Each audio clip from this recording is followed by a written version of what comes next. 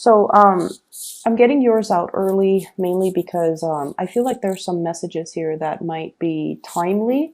And so maybe watching this early would be helpful. So that's why I'm trying to get this out, not too early, but, just in time because I was going to do cancers, but I felt compelled to do this one for you. So anyways, let me stop talking about that. And when I was shuffling out the spread, I saw an image, and I guess it's kind of unexpected and kind of disturbing.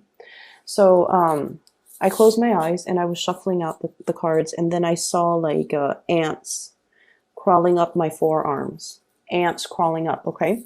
And then the forearms, it became like its own entity, like it became like a separate image. And then the person that had the ants crawling up their arms, they kind of, dust it off. Like they have to dust it off. They have to basically like swat the ants away. So when I saw this image, I was thinking there's a sense of restlessness within you because the whole expression about feeling like you have to move, feeling like you have to do something, feeling a little bit antsy or restless. Okay, I feel like that's what's happening here, and it's really telling you to sit still. It's telling you to calm down. It's telling you to be level-headed, and it's telling you to not make any rash or irrational or impulsive decisions. And I'm also sensing as well, there's an element here about, swatting things away, sort of like let it roll off you. Don't be personally invested in a situation, or don't take a situation personally, because it's not meant to be personal. So if you're dealing with criticism, if you're dealing with censorship, if you're dealing with somebody who might be they're constantly complaining, or they're constantly taking little jabs at you, because with the ants, some of the smaller ants, they can have a really powerful and painful bite. So it's more of an irritation. So if you're around someone who's irritable, and they're constantly like, they're irritable and kind of, they complain about everybody, or they complain about every little thing, you just kind of have to, let it fall off you and not let it affect you. I know that's easier said than done, but you also need to just let it roll off your back, and especially don't internalize it, and don't say to yourself, like, I wonder if they're mean to me because of something I did. I wonder if they're upset with me. I wonder if I did something wrong. No, you didn't do anything wrong. That person is just, irritable. The person is just like this with everybody. And so don't let their bad attitude, don't let their bad attitude dampen your self-esteem, okay? So let me just go into this spread. So here's what I'm feeling. I feel like there is somebody that is constantly around you, and this energy is new. Okay, so it's almost like you're sharing space, sharing work, or sharing. It's like proximity wise, they're very, very close to you. So I'm almost seeing this room, and there are like two people in it. And you guys need a lot of space. You guys get claustrophobic very, very easily. You guys do not like routines. You guys do not like small confines. And you especially don't like to, I just feel like, having to work with other people just doesn't really jive well with your independent energy. And I feel like for whatever reason, something is happening this week where there's one person specifically, and I feel like for some of you, it could be a family member. For others, it could be like a colleague that you have to do a project with, that, you both have to do something together. And, for others, I feel like it might be, a new boss, like having to answer to a new boss, or having to figure out, I wonder what this person is about. I wonder how they operate. I wonder what's the best method for dealing with them. So I see a little bit of apprehension from your end because I feel to a certain extent, this person's opinion of you matters to you. And so I feel like because of that, it indicates to me that you do care about this person. And I also feel like it's just a little bit hard. And I also feel like there's this element here about, I'm going to do this portion of it, and then you do the other portion, and then we'll convene at the end, you know?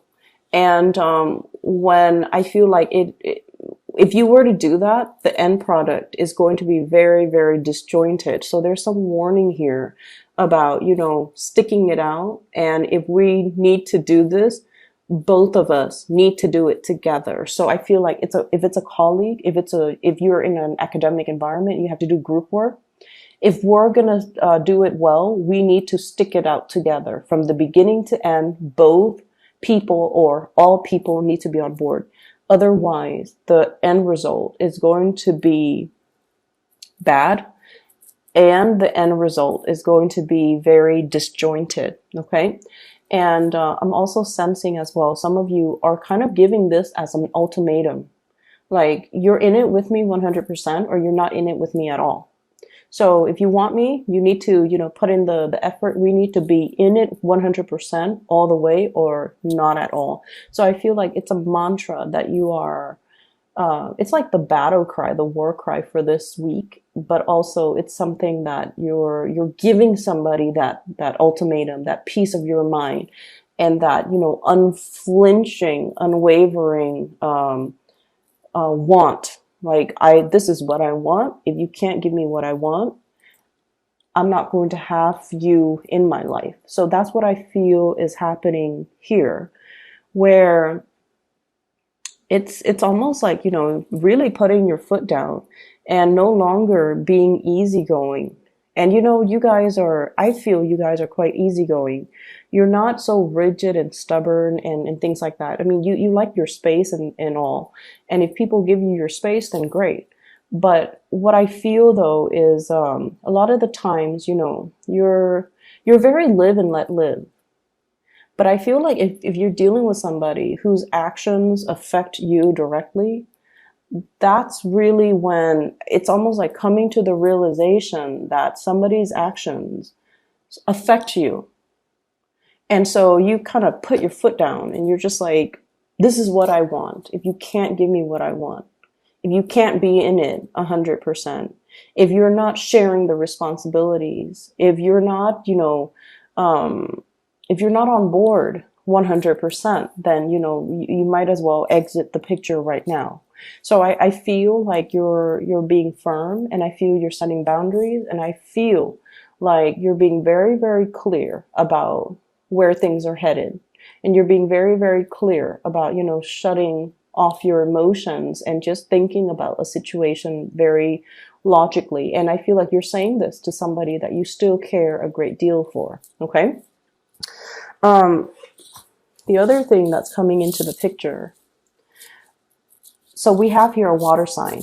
This is a Pisces, Cancer, Scorpio. Pisces, Cancer, Scorpio. This is somebody that has, I almost feel like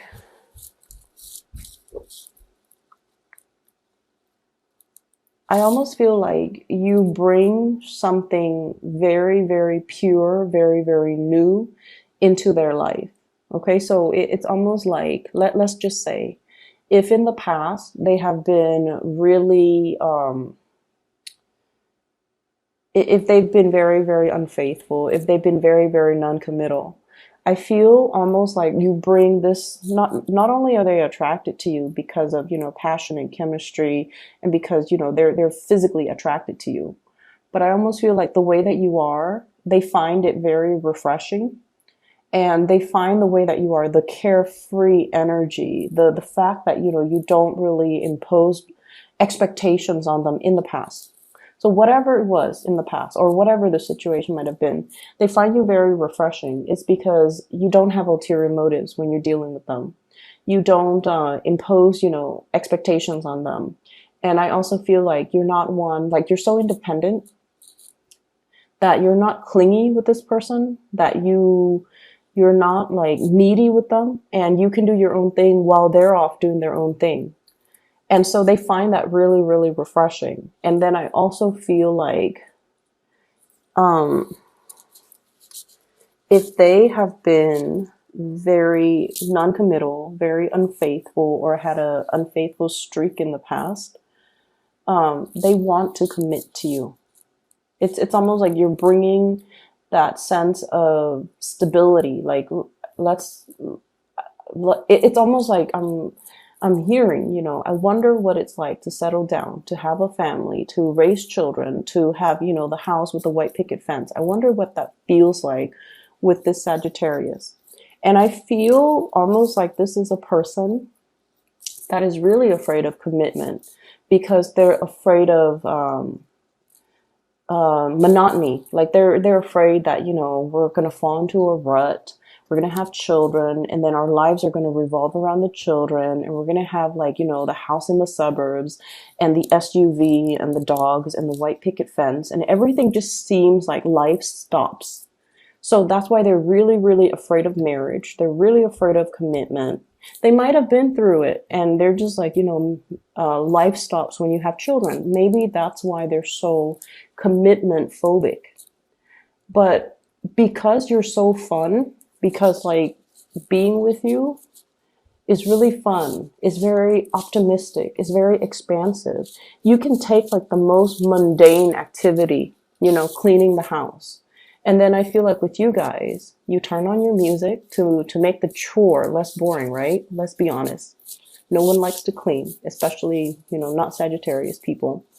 And then you start dancing and, you make like something very, very mundane, very tedious, very fun. And I feel because of that, they feel like if I were with the Sagittarius, they could make something extraordinary, out of the mundane. And because of that, they're not afraid to settle down with you because they know that no matter what, you're going to make it fun. And so it doesn't feel like a chore. It doesn't feel like the situation will fall into a rut. And it doesn't feel like they're whatever their irrational fears about commitment, they're realizing that it's irrational. So I feel like there's something here. And once again, the energy can be vice versa, but I feel there is somebody that is wanting your attention. So I feel it more coming through from the other side, from the other people, wanting your attention, wanting to, offer a commitment, wanting to commit, wanting to really wanting to tell you, I've changed. Or this is something I didn't want before, but after meeting you, I really want it. So it's almost like a big gesture, a big proposal, a big declaration of you mean a lot to me. So that's what I'm feeling here. And I'm also sensing as well. I'm also sensing for others of you that are not dealing with that situation. There's an element about somebody begging for forgiveness. There's somebody begging for forgiveness. And I don't know which direction this is playing out in. Is it from the other person or is it from the Sagittarius?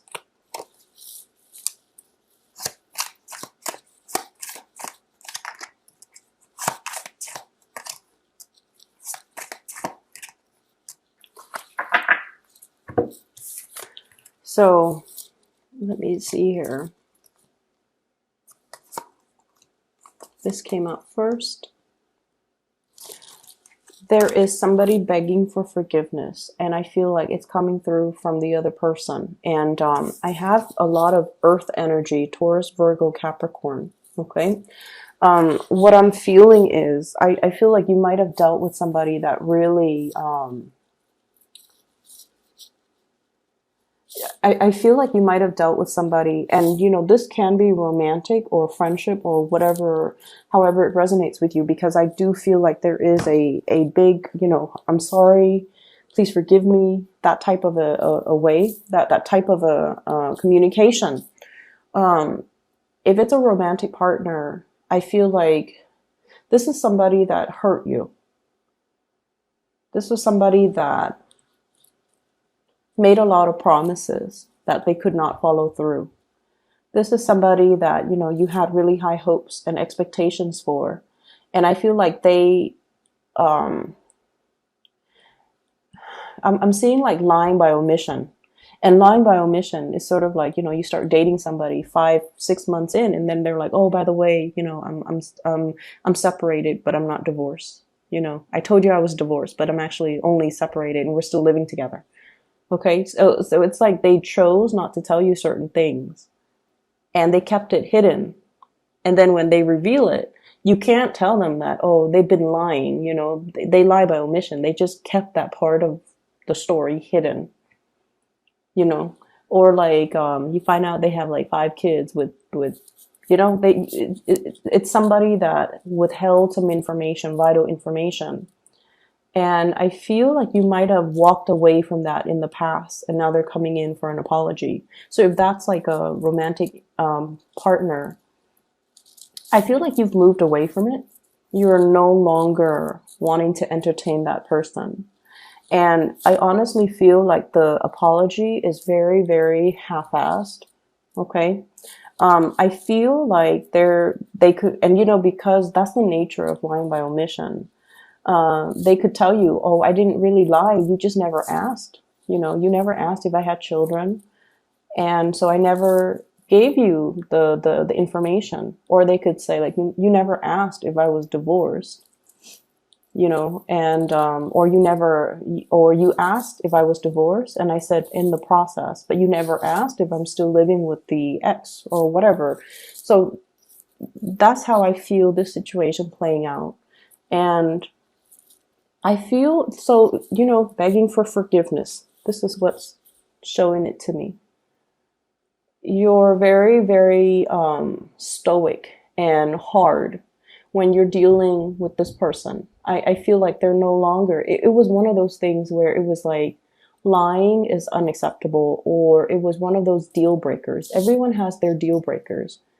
These are the things that I will not tolerate. So if you commit these acts, or if you, for whatever reason, if you breach these conditions, we cannot go back. And I feel like that's what's happened here. It could be, somebody being unfaithful. If you tell yourself, I will never stay in a situation where someone cheats on me, that's the deal breaker, and they cheat on you, that's the moment where you are going to have to toughen up and, stick to your standards, okay?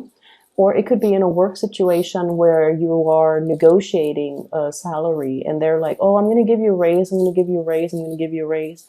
And you're like, if you don't give me a raise by the end of the year, then I'm walking away. And now we go into January and they're like, I'm sorry, we don't have the money to give you a raise. And so you're going to have to stick by your values. So I feel there's something here where things were promised but never delivered. It could be that salary increase. And then I also feel where a situation where somebody definitely wants you back because I feel like, they've been around the block. They thought they could enjoy more out of life, being by themselves or being with other people, whatever the case is. And they're coming back around mainly because they see the value in you. They see the worth, and they also see that you're somebody that, they really want to be with. I have a water sign, Pisces, Cancer, Scorpio. And I feel like this is a person that is in your life to, I feel like, lessons in general flow both ways. If there is ever a person, lessons go both ways. And what I feel happening is they might teach you to be a little bit more soft-hearted, to be a little bit less harsh with your judgment. And then likewise, you could be teaching them, to like, so not be in that emotional space and to be a little bit more, I want to say, ambitious, driven, and to be a little bit more sort of like more boundary setting. Okay, because water signs in general, except Scorpios, water sign Pisces and Cancers are very, very bad with boundaries. Um, they don't know how to, set up these walls to protect themselves. So I feel like if it's a water sign, you're teaching them to be like more boundary setting, because for you guys really value independence, and you don't like it when other people just, unexpectedly just impose themselves upon you, or like expect you to do certain things, even if you're not really close to them, like that sense of entitlement. You don't like that. And I feel like you're teaching them to set boundaries. You're teaching them to be a little bit more bold with telling people how they feel, to be a little bit more like, don't worry about hurting people's feelings, just spit out the truth. So there's a lot of learning that's happening between the two of you. And I feel like they're definitely learning from you. And then I also see, earth sign, Taurus, Virgo, Capricorn. Somebody that might be aware, they're catching a whiff or catching news or getting some information that you might be single. Or, I feel like they might be single as well, and they're coming into the picture. So I feel like there's a change in a relationship status.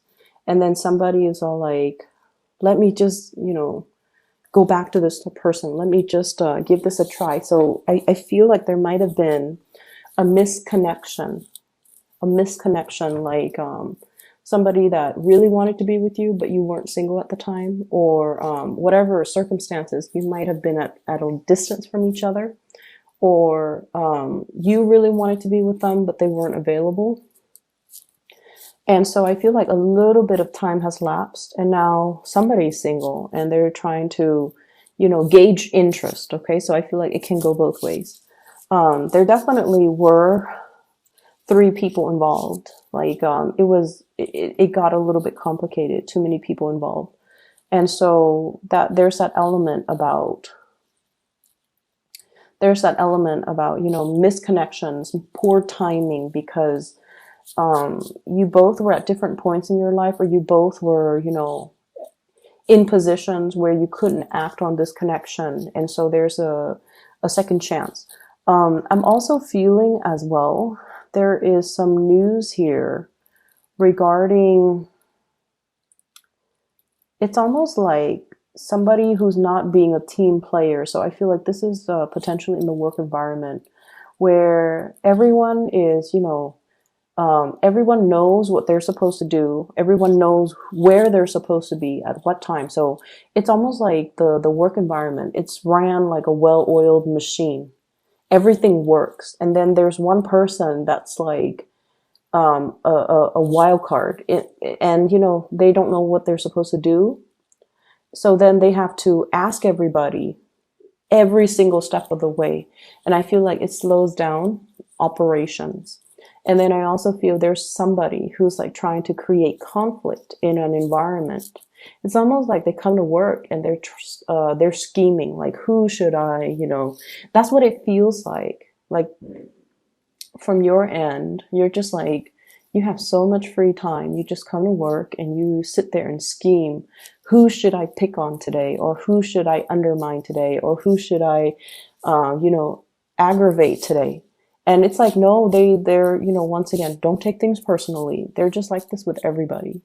They like to create drama. And there's a special type of people that needs that, okay? It's almost like they're lonely. They're not able to get the recognition in a positive way. So they're settling for negative attention. That's what I feel is happening. And, don't give it any attention. Don't feed into it. And especially, learn to shake it off. So the last thing that I'm going to end it with here is, don't get restless. Don't get restless. Okay. So this is sort of like Sit still, take care of your responsibilities, do what you need to do. But at the same time, before you act out in particular, you want to really look at what you're doing and really think about, is this the best course of action?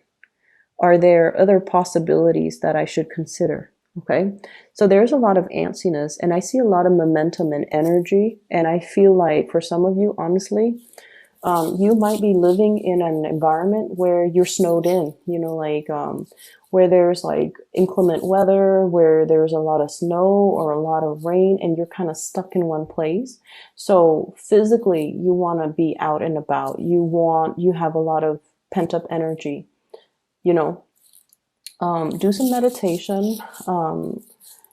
If not, drive yourself to a gym if you can. If it's cold outside and you want to go running, but you can't, join a gym temporarily, or even doing like sit-ups, push-ups in your area, or even meditation. And of course, uh, reading, whatever it is to get your mind off it. Okay. Because I see a lot of restlessness and I see you being in a small confined space and I feel you being a little bit uncomfortable.